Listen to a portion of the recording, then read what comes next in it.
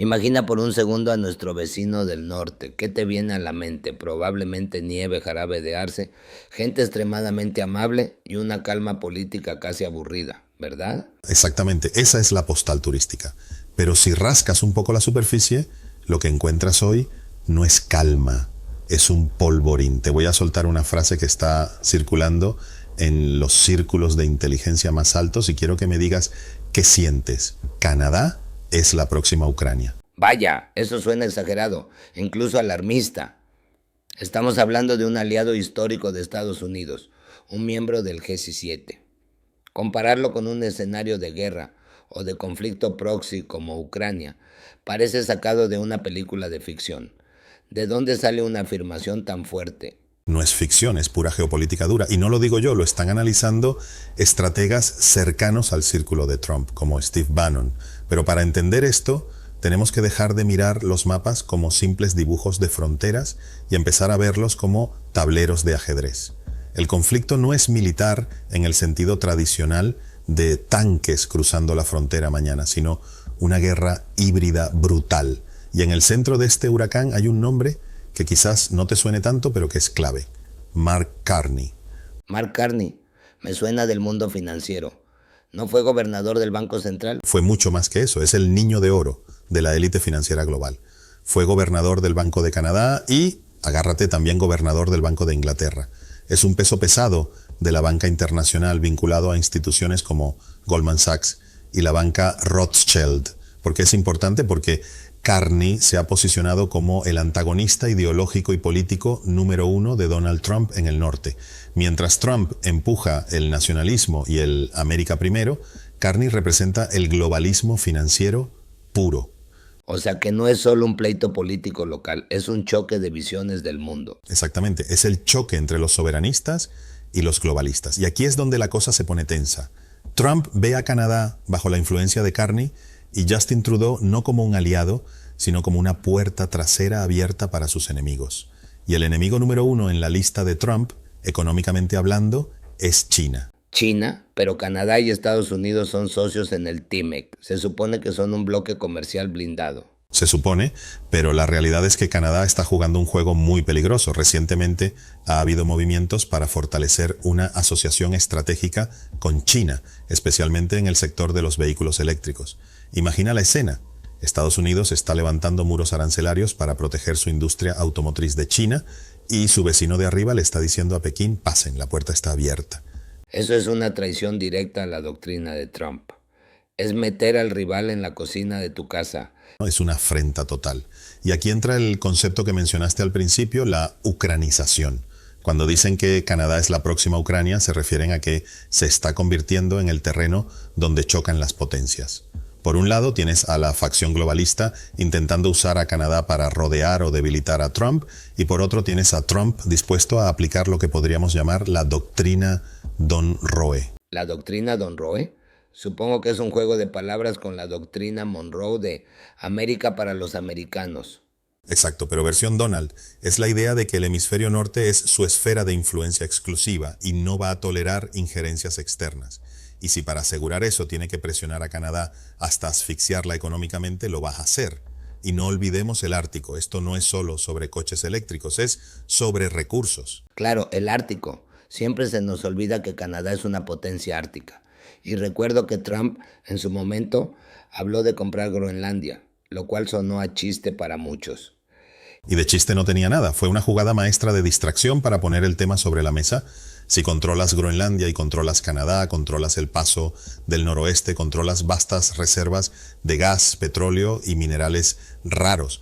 Rusia ya está ahí. China se autodenomina un estado casi ártico. Trump sabe que si pierde el control político de Canadá, pierde el control del techo del mundo. Por eso la tensión es máxima. No es un desacuerdo comercial, es una lucha por la supervivencia de la hegemonía estadounidense en su propio continente. Es fascinante y aterrador a la vez. Pero ve, déjame hacerte una pregunta. Si la relación entre Estados Unidos y Canadá se rompe, ¿qué pasa con el resto de la estructura occidental? Porque siempre hemos visto a la anglósfera, EU, Reino Unido, Canadá, como algo inquebrantable. Esa estructura se está agrietando a una velocidad pasmosa. Hay informes incluso de tanques de pensamiento británicos como Chatham House, que ya hablan abiertamente del fin de la Alianza Occidental, tal como la conocemos. Dicen que Estados Unidos y China son ahora las principales amenazas para la estabilidad europea. Imagínate, ponen a su aliado histórico al mismo nivel de amenaza que a su rival sistémico. Eso es un cambio de paradigma brutal. Significa que Europa ya no confía en Washington.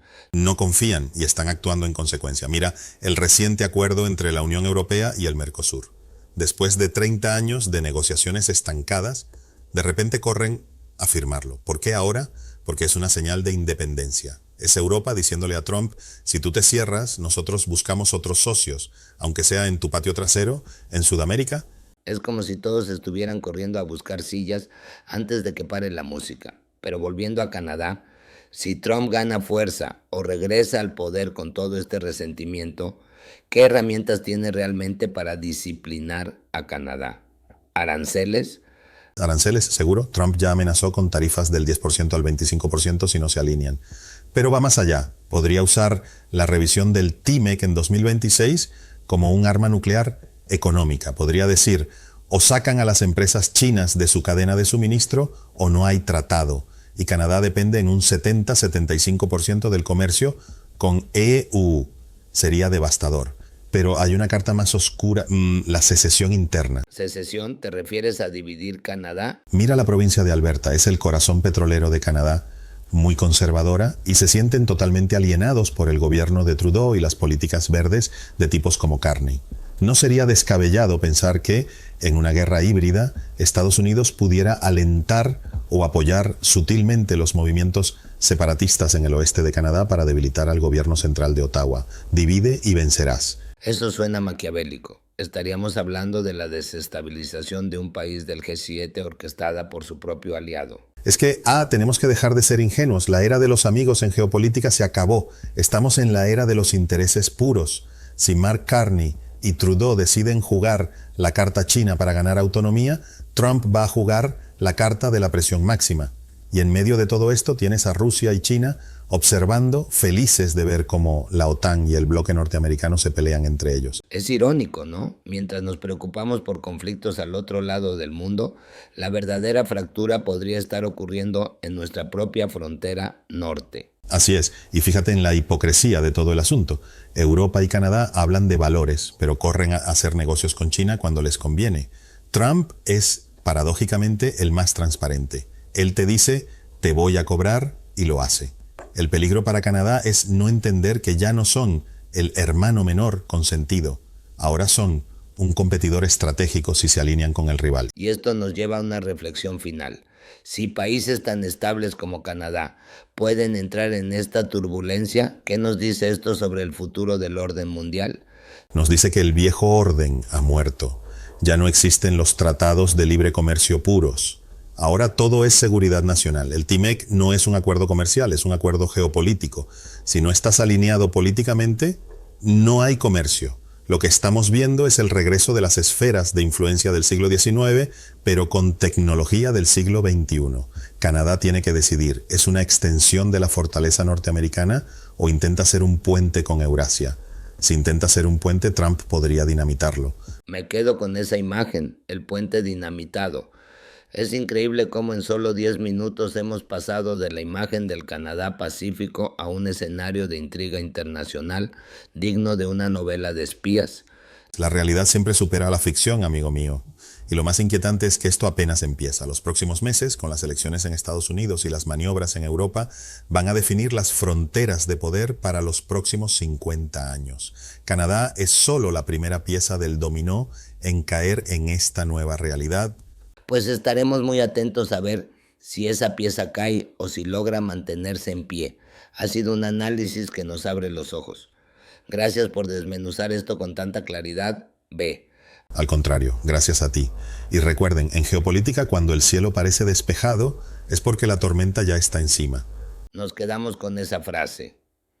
Hasta la próxima. Si crees que la democracia se defiende con información y no con miedo, suscríbete y síguenos en todas las redes de Guardián de la Conciencia. Aquí leemos las letras chiquitas del poder.